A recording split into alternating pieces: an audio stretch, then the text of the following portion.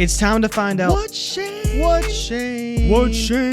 said with Shane Manila. Welcome to episode 5 of Shane Says. Just wanted to dig into some of the critiques from last week's episode. If you haven't watched last week's episode, please go to the Destination Devy YouTube channel, probably the one you're on right now. Click on my face. I assume it's my face, and go watch episode 4. Just going to discuss that real quick. Got a couple criticisms or critiques, I should say, from last week's show, and I thought it's important to look at some of those, the valid ones at least. One of the things, or at least the biggest criticism I think, was that the data set was too small because it was only 60 players. I will say 60 players is probably a little small to draw any final conclusions from. I was just trying to draw some takeaways or take some takeaways from the data. But just as a point of reference, the reason that we used 60 players is because I can only find mock draft data for Superflex, rookie drafts going back to 5 years, using DLF, who I think is the most reputable site to use for that, at least as of now. In the future, I would tell you that Destination Devy will be the spot you'll want to go to, because we are doing tons of mock drafts, bro, just nonstop. If you're not a patron, you might have seen some of my mock drafts that I'm sending out via the X, Twitter. But yeah, man, we knock out mock drafts nonstop, dozens a month. So the data is tight. Anywho, that's why I was only able to use 5 years worth of data. And I really wanted to focus on first round draft picks because I think that's what everybody's excited for in the draft. And I think history shows that those are the picks that make the difference in leagues. So that is, again, why I only went back 5 years and why I only used first round picks. One other thing that someone noted, or at least one person noted, is that I probably should have looked at 2 seasons, top 24 seasons, not just top 12 seasons. So QB 2, wide receiver 2, running back 2, tight end 2 seasons. So I said, sure, let me do that. Now I need you to know, just because I did it doesn't mean I agree with you. I don't believe I know, and we all can agree that a tight end 2 season is meaningless. It is pretty meaningless. A QB 2 season, I don't find that particularly impactful either. Running back 2 season, same thing. Wide receiver 2 season, maybe a little more impactful, but not really. We're looking at the high end. That's what I was looking at. But just to make people happy, because I'm a people pleaser, that's what I did. As I went back and looked at the data for the top 24, not just the top 12. Just a quick recap of what I found last week, and I'll keep this as brief as possible. What I found is that out of the 60 players drafted in the first round over the last 5 years, 25 of those players had provided top 12 seasons, 42% hit rate. And also, because I'm a little bit of a time whore, we'll get back to that a little later. Of those top 12 seasons, 13 players did it in their rookie season, and 10 of the players did it in their second season. So in total, 23 of 25 players hit a top 12 season in their first 2 seasons. 23 of the 25 players that provided a top 12 season did so in their first 2 years. That's 92%. Let's get back to the 2 seasons, QB2, RB2, wide receiver 2, and tight end 2 seasons. And just as a frame of reference, we won't be talking about tight ends for too much longer in this particular episode. So the numbers did increase, obviously, or maybe not obviously, intuitively. Maybe that's not the right word either. But either way, the numbers increased. Of the 60 players drafted over the past 5 years, based on that ADP, 34 players provided at least one top 12 season, which would be 57%, which is more than 42%, in case you were wondering. And again, I'm a time whore, so it's just curious. 17 of these players hit this mark, the top 24 mark, in their rookie season. Another 15 did it in their second season. So in total, that's a 32 out of 34 of the players that provided a top 24 season out of the last 5 years did so in their first 2 seasons. That would be 94%. So very high. Another criticism, and this kind of leads right into that criticism that I heard, is, well, you're not giving these players enough time. There might be players that played, in the past, for example, there might have been a Devontae Adams, Chris Godwin that played for several years, 3 to 4, 5 years before they hit their first top 12 season. So I disagree with that notion, right? I'm big on a Maya Angelou quote, and I'm sure that most of you know this. If you don't, read some Maya Angelou. It's good for you. When someone shows you who they are, believe them the first time. It's a great quote. You see that quote a lot on dating apps. A lot on dating apps by people that have been scorned and sound like they're a little upset that they didn't heed the warning signs. But you know what? You don't just heed warning signs in your personal life. You should heed warning signs everywhere you are. Not just warning signs, right? I believe personally that if someone's elite in fantasy, they show you that they're elite and they show you that quickly. And I've done research on this in the past. I haven't done it in a while. So I can't just go back citing stuff that I did 3 years ago because a lot of things happened in 3 years. So what I did is I asked our data genius, JB, Jordan Backus, really, really smart guy, asked him to pull every QB one, wide receiver one, and running back one over the last 4 years.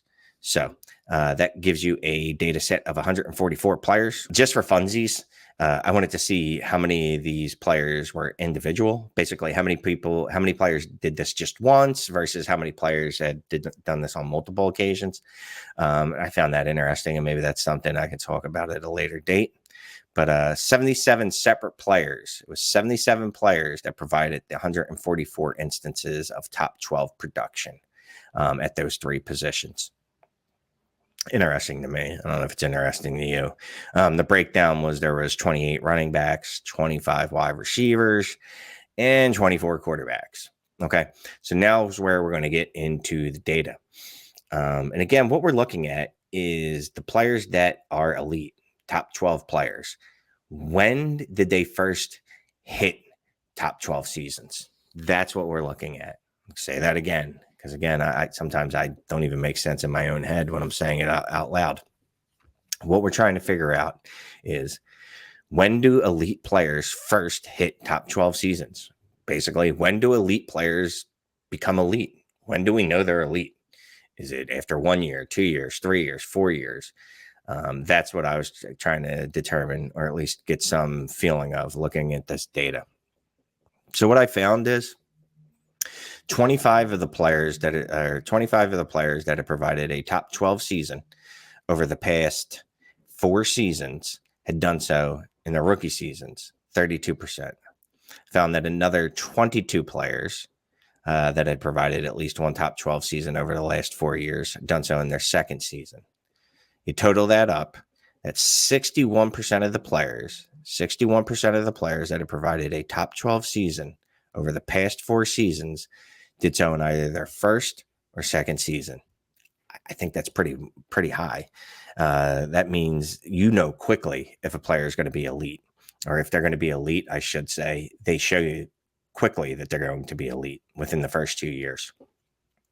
After that, we had 18 players that provided at least one top 12 season. They did so for the first time in their third season. And then finally, there was the other category. There's always an other category.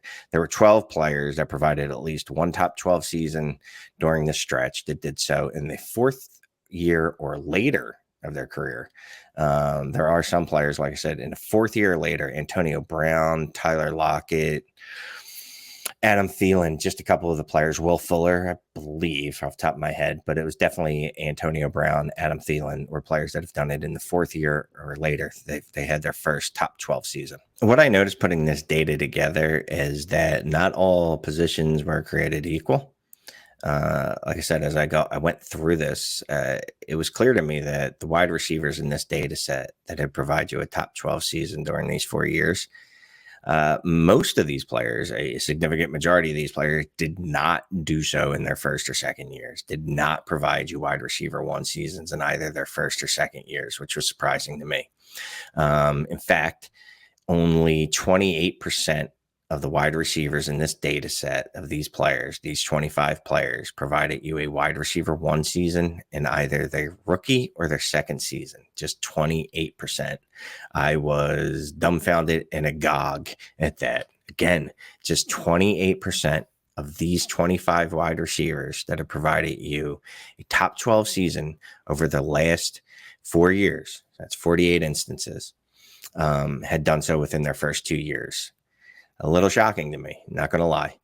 What I found is that apparently the third-year breakout is still a thing, at least when it comes to the elite level, the top 12 level of wide receivers. And if we're being honest, this is what matters, is top 12 production. 13 through 24, 13 through 40 is replaceable. Obviously, 13 and 40 are completely different.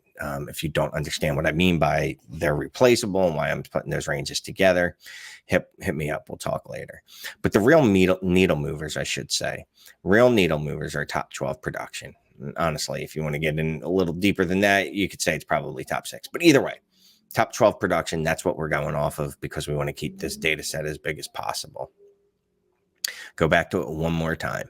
Just 28% of the wide receivers in this study, I'll call it a study short, in this data set were able to provide top 12 seasons in their first or second season. 52% of the players in this data set, wide receivers in this data set, provided a wide receiver one season in their third year. So the third year breakout is still a thing. Just to scratch itch, fix my own curiosity, I was just wondering, well, if I looked at wide receiver 2 seasons, would that have a significant difference? Meaning, do maybe wide receivers hit wide receiver 2 seasons at a higher rate during their first or second years? And they do. Within their first 2 seasons, the 17 of these 25 wide receivers had provided at least a top 24 season. So it looks like top 24 seasons, it is an indication, or I should say wide receivers get there earlier, at least in this data set. Not the first 2 years for wide receiver 1 seasons, but the first 2 years for wide receiver 24 seasons, it's a pretty high rate. 17 of 25. Whatever the math is on that. I should probably know since I'm making you watch. So 17 divided by 25 is 68%. 68% of the wide receiver 2s hit that mark in either their first or second season in this data set. I thought that was interesting, especially when you look at the other positions. When you look at quarterbacks, 75% of the players that gave you a QB1 season, a top 12 season over the last 4 years, had done so within their first 2 years. It's a pretty high number, 75%, 3 out of 4. But let's not just throw random numbers because it'll just confuse people. There are 24 quarterbacks that provided the 48 top 12 seasons over the last 4 years. 75% of those players provided a top 12 season within their first 2 seasons. Next up on this list is running backs. We did quarterbacks, did wide receivers. Now it's our friends at running backs. There were 28 running backs over the last 4 years that had provided a top 12 season for you. Out of that, 69% of those running backs did so in their first 2 seasons. So again, running back and quarterback, they are hitting their top 12 seasons early in their career, very early in their career, their first 2 seasons. You almost know immediately if a quarterback or a running back is going to be elite, or I should say they immediately produce at an elite level. Whereas wide receivers, takes them a little warming up. First 2 seasons, like I said, kind of low, just 28%. Hit that mark their first 2 seasons, wide receiver 1 seasons, but they really warm up in that third season. 52% of the players that provided you a top 12 season at the wide receiver position over the last 4 years did so in their third season. Pretty cool, I guess. So maybe I don't want to say be a little more patient with wide receivers, but maybe I should be a little more patient with wide receivers. Now, mind you, I'm not talking about wide receivers like JMO. I'm not talking about wide receivers like Treylon Burks. I'm not talking about wide receivers like JSN. I'm not talking about wide receivers that had scored 9 points a game, 8 points a game, below that, etc. This wasn't even in the data set. This was just something that I wanted to look at just to see because I thought it was interesting. But Of the list of players here that had provided you top 12 seasons, and again, that was 77 separate players that provided you these top 12 seasons. On average, those players each averaged 3.3 top 12 seasons. I don't know what that means. Just thought it was interesting. So I decided that I noticed it and I was going to share it with you. And maybe if one of you can find a takeaway from that or what that could mean, sure, let me know. Anywho, in general, elite players do show you early that they're going to be elite, or that they at least produce early. Their first 2 years, they produce at an elite level, a top 12 level. But again, that is skewed towards the running backs who do so. In this data set, 75% of the players that provided you a top 12 season did so in their first 2 years. Running backs, it was 69% of these players that provided you a top 12 season did so within their first 2 years. And then wide receivers, significantly lower at 28%. But wide receivers do provide you a high wide receiver 1 rate at the third year in the data set. Again, there were 25 wide receivers. And of that 25 wide receivers, just 28% that provided a wide receiver 1 season did so within the first 2 seasons, but 17 of 25 provided you at least a wide receiver 2 or better season. So, like I said, maybe I need to expand at least the range or the time that I'm willing to give a wide receiver if they show signs. Again, I'm not talking about the JMOs. I'm not talking about the Treylon Burks. I'm not talking about the wide receivers, Quentin Johnston. I'm not talking about wide receivers that produce at levels that show you that they're probably going to be very bad in fantasy. So that's really all the takeaways I have this week. Hope you enjoyed the episode. Let me know what you think in the comments, and I look forward to speaking to each and every one of you. Later.